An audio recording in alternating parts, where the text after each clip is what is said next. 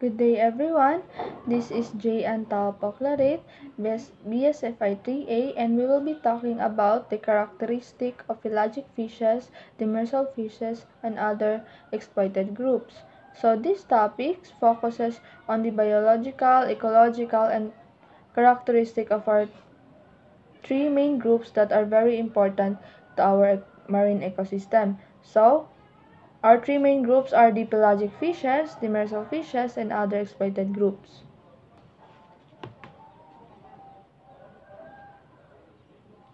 So our objectives is to evaluate the key biological and ecological characteristic of pelagic fishes compared to other major exploited groups. Second, to identify and distinguish the main species and trait of the exploited semi-pelagic fishes. And third is to identify and distinguish the main species and traits of exploited demersal fishes.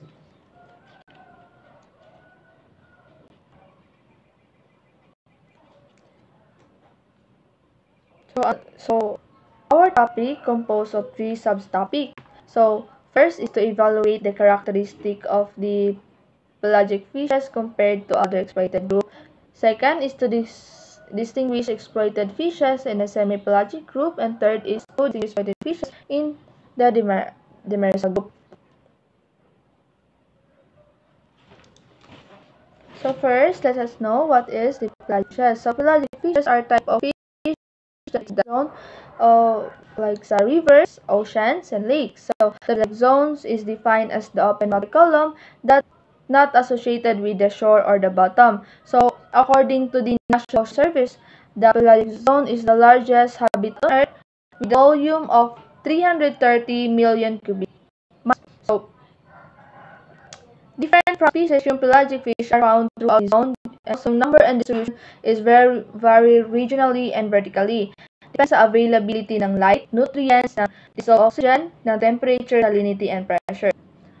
And next, sa semi-pelagic fishes naman, ito yung mga isda that inhibits the water columns before but are often found near sa bottom or sa mga rocky structure ng ocean. And they are typically caught using sa semi-pelagic trawls or any hybrid fishing methods between bottom trawling and the mid-water trawling.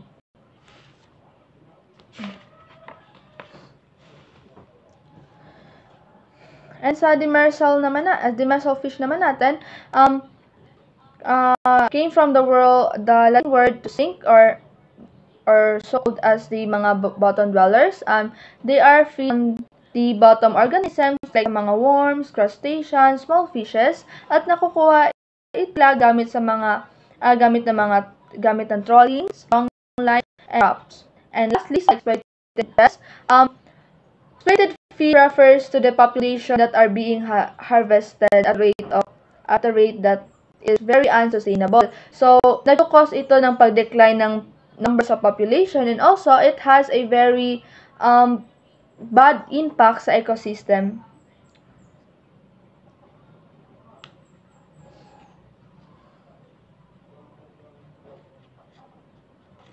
Next.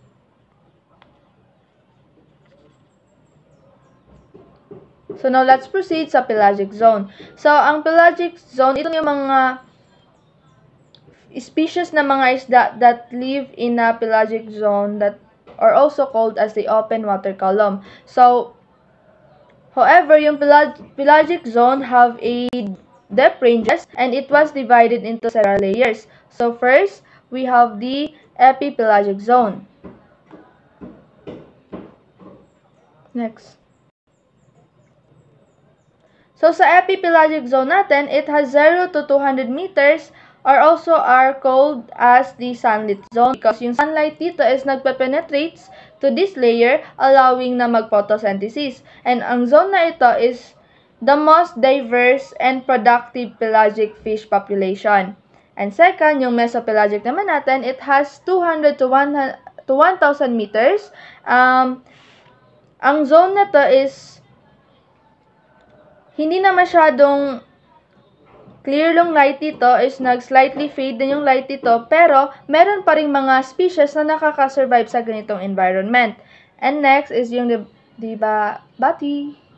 Bati pelagic zone. It has 1,000 to 4,000 meters, and although completely dark and cold na siya, but still you can find some sa deep sea nito yung mga pelagic fishes natin na they adapted to this such extreme pressure.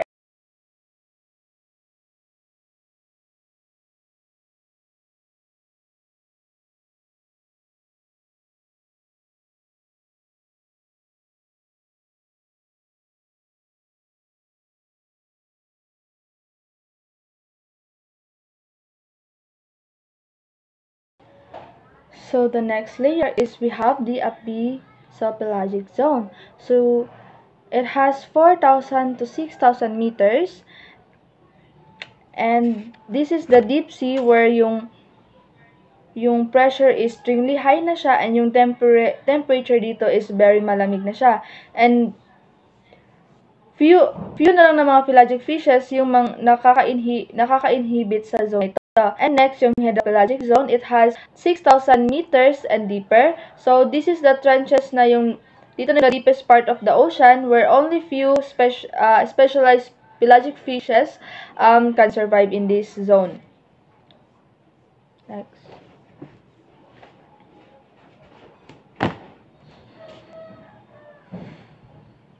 Next is yung demersal zone.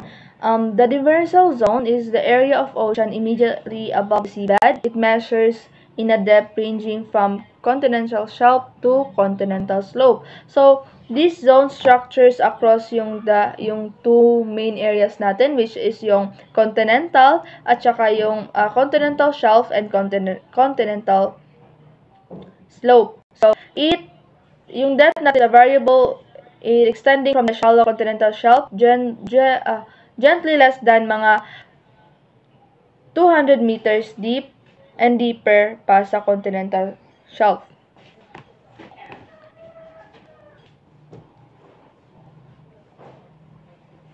So now let's proceed sa characteristic of pelagic fish. Pelagic fish are those that live in the open water column of the ocean or lakes or not near the bottom or the shore. So they are also known as the fast swimmer, and streamlined body, and often migratory and schooling behavior. So sa habitat and lifestyle nila, for the migratory, many pelagic fishes undertake a very long distance migration. Maybe for the reason para sa spawning nila or maghanap ng pagkain. And also sa schooling behavior naman nila, many pelagic fishes, especially sa mga smaller fishes, like sardines and anchovies, they gather and make a very large group para ma-protect nila yung sarili nila sa mga possible na predator.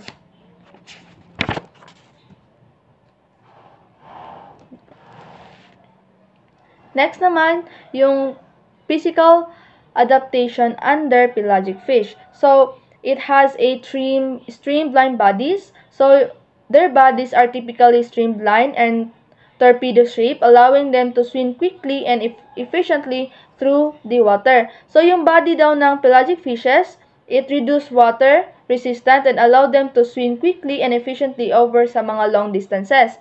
And also, they are eagle swimmers. They are generally eagle swimmers capable of to sustain crossing and rapid bursts of speed. So meaning they can study crossing speed for long periods of time, but also they are capable of sudden bursts of speed, especially if they want to escape from their predators or they want to catch a prey. And lastly, yung vertical margins.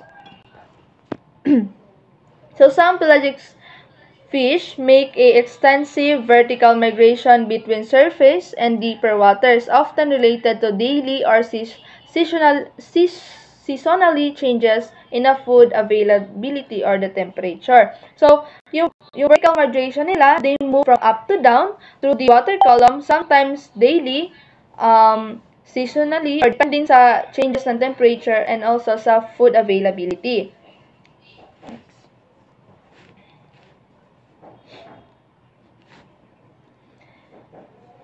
Next, let's proceed sa characteristic ng demersal fishes. So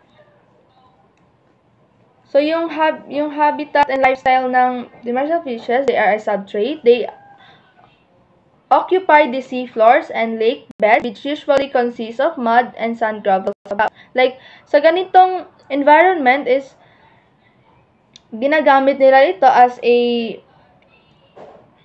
mechanism na magtago sa mga predators nila, or sometimes ginagamit din nila yung environment nila na para mas makakuha sila ng prey nila. And also sa continental shelf and slope naman, so in the coastal water, they are found on a near the continental shelf and in the deep waters, and they are also found sa slope and along with the continental rise. So, dito yung sa shallow part, makikita natin na nag-camouflage environment. Biniblend nila yung sarili nila sa seafloor.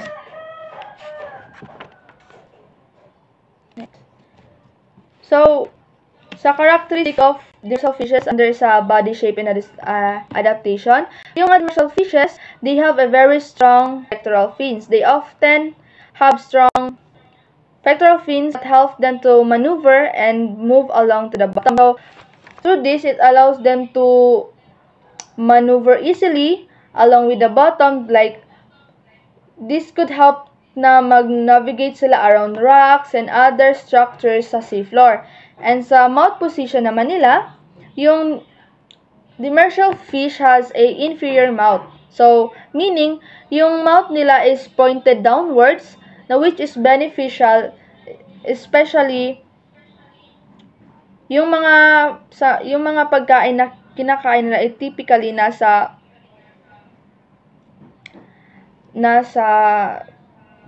seabed.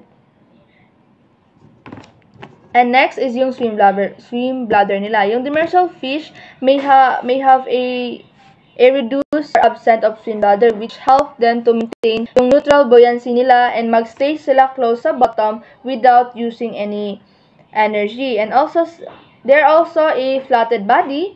So many demersal fishes have flatted body, which allows them na maglay sa seabed and also maka-camouflage sila doon, and also it could camouflage themselves against sa substrates.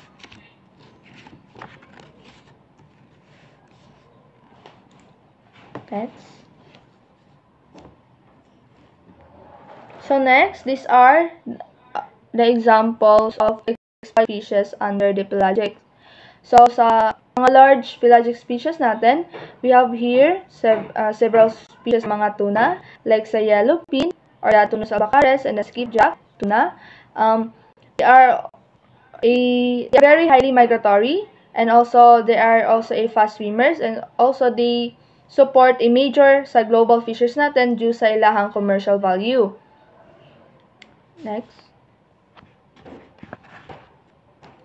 Next here we have our bill fishes. So including na dito yung mga swordfish, sailfish, and marlins that are large apex predators in the pelagic oceans environment that also targeted sila ng mga pelagic fisheries. Next.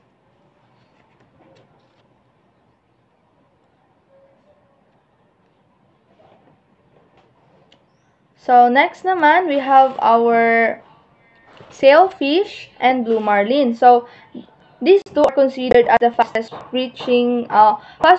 fish, and they could reach a speed over 110 km/h. And yung blue marlin naman are belong siya sa mga largest billfish natin. With yung mga female nila, they could grow up into 4 feet long, na mas malaki pa sa male nila. Next.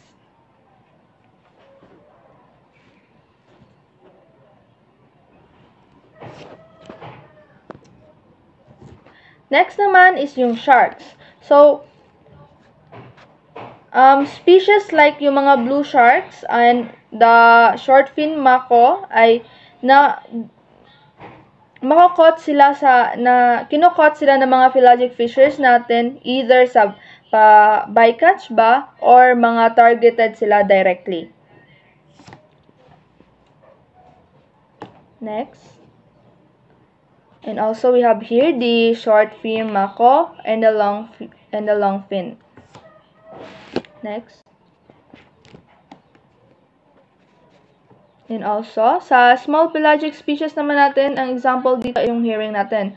A major forage fish. So, yung herring natin is a key component of a many pelagic ecosystem, and it is a heavily harvested.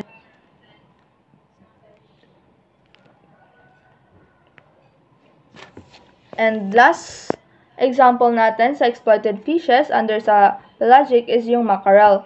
So, yung mackerel natin are the fast abundant schooling fish natin that plays a very important role sa pelagic ecosystem, and also they are heavily harvested for human consumption.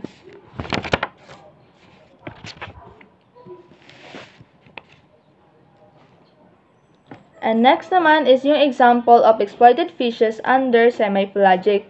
So, we have here the Peruvians.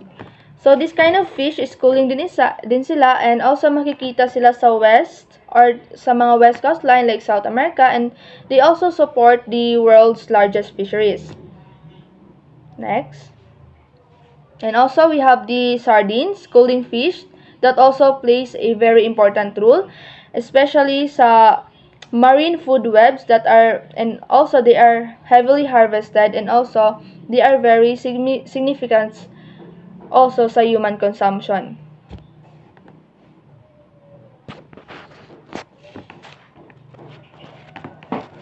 And next, we have the exploited fishes under the demersal. So, first, we have here the cod and the haddock.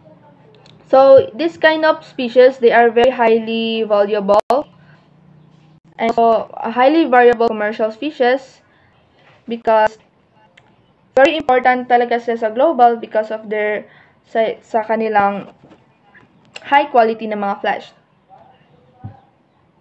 Next. So, we have here yung mova, yung whiting, and so, tsaka yung flounder natin.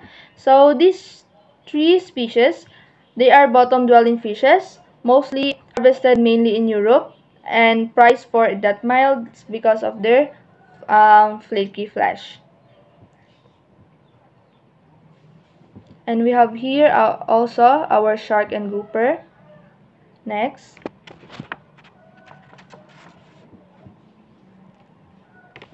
Next, we have our yellow limb thread bream and our white pomfret. Next. Next, we have our Indian hilabut and also our Arctic skate.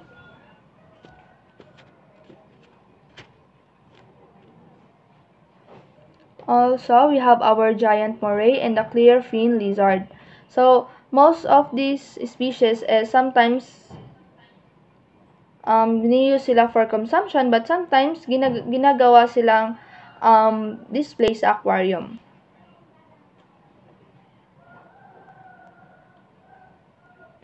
And we have here our silver gaunt and so sa silver perch natin.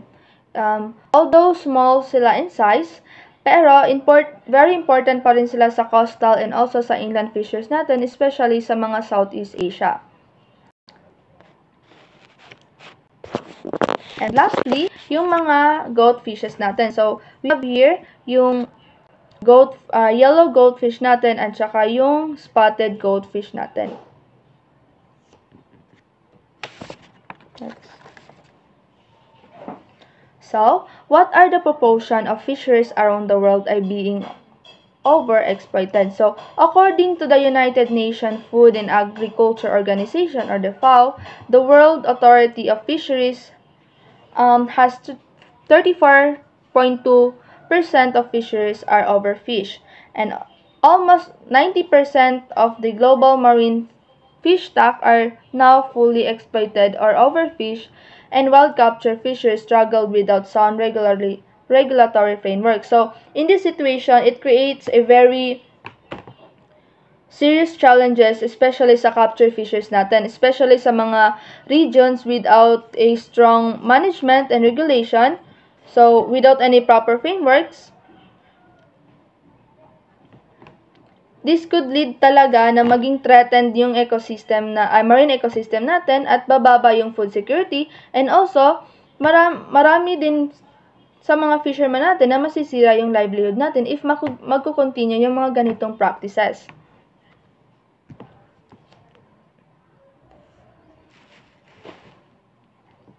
And next is yung the status of our fishery resources. So in Misamis Oriental, overall data on fish stocks is limited. The Philippine Statistics Authority or the PSA reports that the fisheries sector experienced a decline in production in the fisheries in the fourth quarter of 2024 with a decrease noted of commercial, marine, municipal, and aquaculture. So, the total volume of fisheries production in the fourth quarter of 2024 has a 1.07 million metric tons, and also 8.5% yung na-decrease compared doon sa year output of 1.17 metric tons. So these are the references. And that's all for my topic. Thank you.